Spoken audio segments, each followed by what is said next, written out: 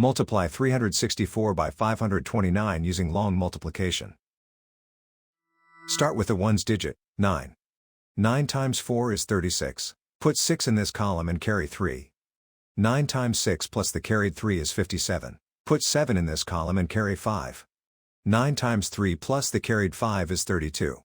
The first partial product is 3,276. Now use the tens digit, 2. Start one place to the left. 2 times 4 is 8. 2 times 6 is 12. Put 2 in this column and carry 1.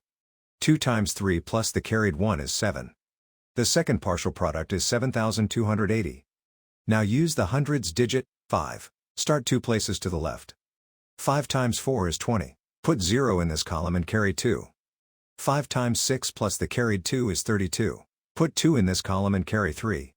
5 times 3 plus the carried 3 is 18. The third partial product is 182,000. Now add the partial products, working from right to left. In the ones column, 6 plus 0 is 6. In the tens column, 7 plus 8 plus 0 is 15.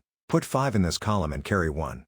In the hundreds column, 2 plus 0 plus the carried 1 is 5. In the thousands column, 3 plus 7 plus 2 is 12. Put 2 in this column and carry 1. In the 10,000s column, 8 plus the carried 1 is 9.